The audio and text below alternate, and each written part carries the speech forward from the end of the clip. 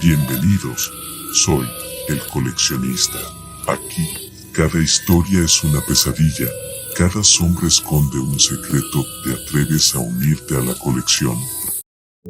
En la mañana de la presente fecha, se reportó el fallecimiento de Coraline, una interna del centro psiquiátrico llamado El Faro. Coraline fue hallada sin vida en su celda, habiéndose ahorcado utilizando la sábana de su cama. Junto a su cuerpo se encontró un diario, el cual ha sido entregado al suscrito funcionario para su revisión y transcripción. A continuación, se presenta la transcripción completa del contenido del diario, que arroja luz sobre el estado mental de Coraline en los días previos a su muerte.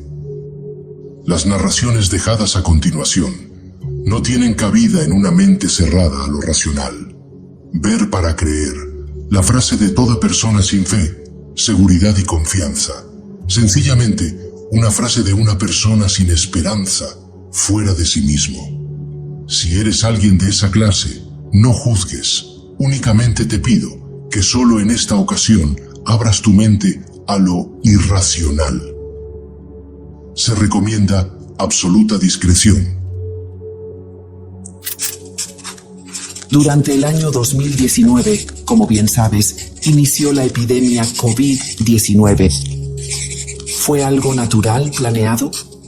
Lo dejaremos a tu criterio. Lo que nos acontece fue lo sucedido a una clase de personas durante esta terrible época. Llamémosles extranjeros. Durante 3 siglos estas personas se han establecido en nuestro mundo y nuestra cultura, con el propósito original de entender y estudiar por 5 siglos el progreso del monstruo en el planeta Tierra llamado humano. Muchos de ellos nunca se adaptaron a ser desterrados en un planeta fuera del suyo. No obstante, un pequeño grupo tan pequeño que se podría contar con los dedos de un humano, les motivaba la idea de conocer un lugar diferente en su totalidad. Un sitio distinto, al cual cabía la probabilidad de poder llamarle hogar. Y sin duda el deseo de su corazón se llevó a cabo. Al ser completamente semejantes a cualquier humano ordinario, no tuvieron problemas en adaptarse, desarrollarse en otra civilización, casarse y tener hijos mestizos, aunque al inicio los pequeños sabían que no eran completamente terrestres. Con el paso de las generaciones dejaron de transmitir esta verdad, y a pesar del hecho de que su sangre se volvía más impura y de que nacieron y vivieron en la Tierra, nunca fueron humanos en su totalidad. Irving Ovelson, un humano de corazón y espíritu, desconocía el origen de su árbol genealógico, ya que su tatarabuelo era diferente a cualquier otro, por bastantes años luz. Irving y yo llevábamos 7 años casados cuando la pandemia inició.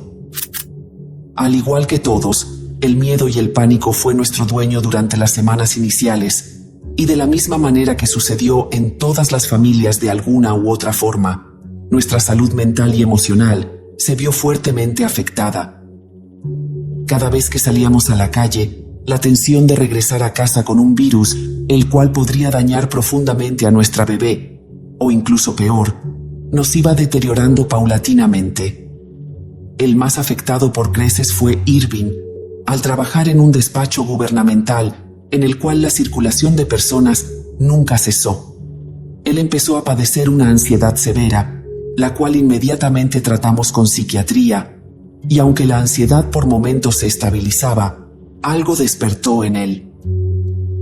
Una extraña clase de paranoia, hasta el punto de llegar a faltar varios días seguidos a su trabajo.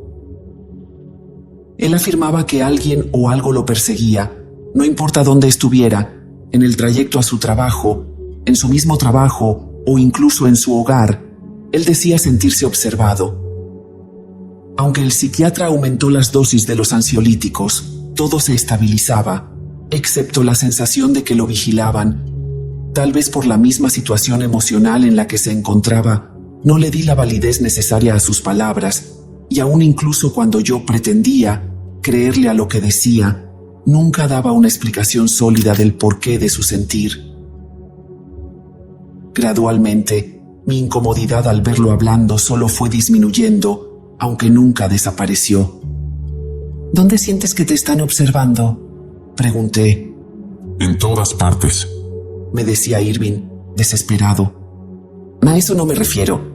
Si tú dices que te sientes observado y perseguido en todo momento, eso incluiría este lugar y este momento, ¿verdad? ¿Te sientes observado en este momento? Sí, así es. ¿Pero en dónde? ¿De qué zona sientes que provienen esas miradas? Estamos en nuestra sala. Solo hay una ventana y está protegida por las persianas. No hay manera que alguien te esté viendo a ti, y aun si ese fuera el caso, ¿qué querría de ti? ¿Qué puedes tener tú que los demás estén buscando?, le gritaba ya enojada. No lo sé. Yo sé que solo soy una persona ordinaria. No podría decirte de dónde me observan, pero tengo esa sensación que te comenté, esa que no solo se siente, sino que avanza hasta el punto como si conocieras que algo malo sucederá. Un terrible presagio. Me sentía tan frustrada con esa respuesta que solo pretendía que no pasaba nada. Solo culpaba a su ansiedad, y de esta manera casi siempre terminaban nuestras conversaciones. Es triste y frustrante ver cómo alguien a quien respetas, amas y admiras se va desvaneciendo y no puedes hacer nada al respecto. Con el paso de los días, sus sueños empezaron a ser muy extraños. Sin embargo, todos trataban de lo mismo. Él se veía a sí mismo cómo se iba alejando del planeta. No había naves, no había nada. Él veía en primera persona cómo se iba alejando y alejando. Me comentaba que en su sueño, aunque quería regresar a la Tierra, no tenía control de su cuerpo. El Dr. Eastwood, su psiquiatra, ya nos había advertido que los sueños vividos eran parte de las secuelas de su ansiolítico, escitalopram. Después de una semana de ese sueño y de 2 meses, 6 días que inició su desequilibrio, el jueves 14 de junio del 2019 se desactivó la alarma de la casa a las 4:38 de la mañana y mi esposo no estaba. No escuché ruido alguno y cuando desperté, todo se encontraba en su lugar, excepto una foto de nuestra familia que se encontraba en el buró de la sala. Se situaba en el sillón boca abajo. Claramente me sentí perturbada desde que desperté y vi que la alarma de la casa se había desactivado a una hora tan inusual y que mi esposo no estaba. Me aterroricé. ¿Acaso sería verdad lo que todo este tiempo me dijo y yo ignoré? ¿Lo han estado siguiendo? ¿O tan solo fue una grave recaída emocional? De más está decir que en estas situaciones nuestra mente nos hace pensar que lo peor que podría suceder es lo único que va a suceder. Inmediatamente dejé a mi niña con Mariana, mi madre, a pesar de que nuestra relación nunca fue la mejor. En esta situación yo la necesitaba. Toda la mañana pasé buscándolo en el coche, rodeando las cuadras, dando por hecho que no podía haber ido lejos. Para las 1:22 decidí ir a la estación de policía que quedaba a 40 minutos en coche, y aunque me mostraron una atención más que digna, me dijeron que el procedimiento era que ellos podían emitir una orden de búsqueda pasando 36 horas desde su desaparición. De todas formas, me pidieron mis datos por si él llegaba ahí o daba la casualidad que alguien lo encontraba. A pesar de que me pareció la mayor estupidez que escuché en mi vida, no tenía fuerzas para discutir. Únicamente lo acepté y lo agradecí. Me metí al coche y después de varios meses de estar soportando muchas pequeñas situaciones, me derrumbé. No pude más. Anteriormente lo ocultaba para que nuestra nena no viera que no solo su padre estaba mal, sino también su madre. Aunque muy en el fondo sé que lo sabía, los niños lo entienden todo aunque en ese momento no lo sepan. Para las 6:21 de la tarde, después de llevar muchas horas inútiles en la calle, decidí llegar a la casa, aprovechar que mi madre estaba cuidando a mi hija y seguir derribada. En ocasiones la gente no desea levantarse, salir de su tristeza, ya que implica más esfuerzo que el mantenerse así. Tan solo en ocasiones uno sabe lo que tiene que hacer, pero no tiene las fuerzas para hacerlo, y no está mal. Llegué a la casa y me percaté que seguía vacía. Pregunté a mis vecinos si lo habían visto regresar y todos me respondieron de la misma manera. Con una cara compareciente me dijeron no. ¿Qué carajo se supone que debe de hacer uno cuando alguien se pierde? Nunca enseñan eso y pensamos que no nos va a pasar hasta que nos pasa. Llegué a casa, sin ánimos de mover nada ni prender las luces. Me acosté. Ya había determinado descansar un par de horas para seguir buscando en la noche. No obstante, mi agotamiento llevó a que fueran no solo un par de horas. Al despertar, la luz de la sala estaba prendida y sentí lo que tanto tiempo Irving me decía. La sensación de ser observado, saber muy en el fondo que algo no va bien. Un terrible presagio. De manera cautelosa me levanté de la cama y me asomé por el filo de la puerta, buscando que nadie me escuchara ni me viera. Era Irving, mi esposo, la persona a la cual yo amé y me enamoré, el padre de mi hija, quien me había hecho sufrir el mayor infierno de toda la pandemia. Estaba sentado con la mirada perdida, como si estuviera desorientado, pero a la vez como si no fuera él.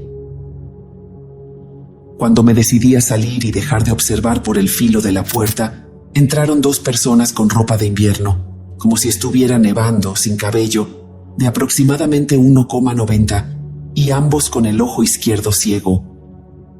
Sin decir absolutamente nada, ni siquiera compartir la mirada con mi esposo, se sentaron al lado de él, dejándolo en medio. Se quedaron los tres viendo a la pared, como si estuvieran examinando una obra de arte en un museo.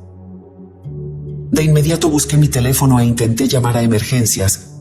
No obstante, a pesar de que mi celular tenía el 72% de batería cuando fui a dormir, no encendía. Me asomé por el filo de la puerta nuevamente, esperando que no me escucharan. Sin embargo, seguían ahí, sin quitar un ojo de la pared, hasta que Irving, con una voz profunda como proviniendo del vacío, dijo mi nombre 6 veces hasta decir: Coral, demorar, haces tú. Con terror salí, únicamente porque la puerta de la entrada seguía abierta. Temblando, me senté en el sillón de enfrente, al lado de la puerta.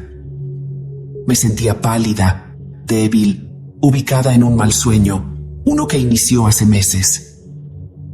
Ninguno de los tres me miraba a los ojos, seguían viendo a la pared de mis espaldas, y de pronto Irving empezó a hablar, mientras los hombres al lado de él empezaban a inhalar y exhalar profundamente con la boca. Yo iré, no aquí. Lamento abandonar, dijo Irving. Apenas podía mover correctamente su boca, como si no tuviera control de sus músculos faciales. Pasmada por su manera tan primitiva de hablar, no me atreví a interrumpirlo. Mi venir no tierra. No saberlo hasta Albert y George iluminar. Ellos ver a mí, días muchos antes. Ubicar para llevar yo casa. Humano destrucción humano. Pandemia matar yo y raza. Muchos míos muerto por virus. Huir ahora. Nave en bosque. Casa yo. Captain B. Amar tú. Y Siobhan. Sus ojos, desde que comenzó a hablar, no dejaban de llorar y no parecía que fuera a dejar de hacerlo, pero su pupila estaba sumamente dilatada. No me atrevía a hablar, estaba espantada. Ese era mi esposo, pero a la vez desconocía qué era eso. Justo en eso, los otros dos, que no habían parado de inhalar y exhalar con la boca, se callaron, y al unísono, los tres empezaron a gritar con la boca cerrada. Era la escena tan horrenda que sentí que todo a mi alrededor temblaba, aunque creo que solo era yo, y a pesar de que nunca he creído en extraterrestres, lo que vi y escuché era algo inhumano. Sin más se levantaron. No obstante, uno de ellos le dio una pequeña hoja a mi esposo que dejó en el sillón, y sin detener el sonido, salieron hacia nuestro patio, caminando de manera hermética y falto de articulación. Justo en ese momento, al ver que habían salido, caí desmayada, perdida por la presión, el terror, el pánico, el asco y la desesperación. Al despertar, La puerta estaba cerrada y parecía que todo había sido un sueño, a excepción que ahí estaba la carta en el sofá, una carta que parecía hecha a la prisa por su poca presentación, al estar hecha con una hoja arrugada de máquina, la cual decía: Amada Coraline, qué difícil es decir esto. ¿Cómo explicas algo que tú no aceptas, entiendes o crees del todo? Esta mañana desperté en este sitio. No sé cómo llegué, pero al parecer la gran mayoría tampoco lo sabe. El lugar es sumamente húmedo y caliente, un cuarto enorme en el que la oscuridad impide percibir dónde se acaba. Después de 5 minutos que desperté, una alarma en mi cabeza y en la cabeza de todos empezó a retumbar, y como si de repente recordáramos algo que olvidamos hace tiempo, todos tuvimos una visión compartida. Unos humanos no humanos llegando a la Tierra hace siglos, para investigar y conocer más profundamente a la humanidad. Se reprodujeron con otros humanos sin saber que no eran de este sistema, y eso nos lleva al momento donde estamos. Nos están llevando porque nuestra especie es sumamente vulnerable a la pandemia del COVID-19. Aproximadamente el 62% de nuestra especie ha fallecido. Solamente están llevando a los mayores de 22 años, los cuales su cuerpo está adaptado para las circunstancias del largo viaje. Hago esta carta con rapidez y falta de interés en la ortografía y caligrafía, porque en dado caso de ser cierto, al salir de aquí, iremos con nuestros seres amados a verlos por última vez. Pero no como nosotros mismos del todo, ya que en este momento harán que empecemos a adaptarnos al planeta Captain B. Ellos han instalado los sueños, ellos nos han estado vigilando. Para algunos esta noticia los ha emocionado, pero para la mayoría de nosotros esto es una pesadilla. No queremos dejar a nuestros seres amados, quienes vuelven a la vida, algo digno de vivir. Queremos salir, pero no hemos encontrado la salida. Incluso he visto a un sujeto que en su misma desesperación se suicidó encajándose su navaja en el cuello y morir desangrado. Perdóname, y gracias por no abandonarme aún en las malas y peores. Tú eres mi mundo. 2 minutos al acabar de leer esa carta, un terremoto intenso, que duró aproximadamente 1 minuto, sacudió la ciudad.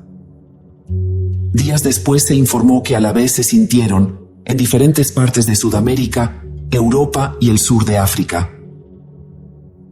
Hoy, tras 3 meses de una situación que aún dudo su veracidad completa, decido escribir esto, con la nula esperanza de que alguien pueda creerme. Mi esposo sigue reportado como desaparecido, y al esforzarme por contar esta noticia con las autoridades, han determinado que padezco esquizofrenia desorganizada, al punto que mi pequeña Shio, mi única hija, fue alejada de mí de inmediato y, según tengo entendido, dada en adopción justo hace una semana. Justo ahora, estoy internada en el centro psiquiátrico El Faro, siendo la principal y única culpable de la desaparición y posible asesinato del señor Irving Ovelson Quiroz. Lo tengo decidido desde hace algunos días. Dejaré esta vida. Aún no sé cómo ni cuándo, pero lo haré. Ya no podré compartir mi historia con las personas. Por eso he escrito los detalles más fundamentales de los últimos meses de mi vida. Busco a alguien que me crea y, si decide hacerlo, que lo difunda, que haga que mi vida y sobre todo mi muerte no sean algo en vano, sino un sacrificio a cambio de algo más grande, la verdad. Coraline Solís. Coraline Solís fue encontrada sin vida el jueves 3 de diciembre del 2020 a las 6:28 de la mañana, ahorcada por su sábana en su habitación. Este corto diario es el único objeto que se encontraba con ella. Si te atreves a volver, suscríbete y activa la campana de notificaciones. Nos vemos en la próxima.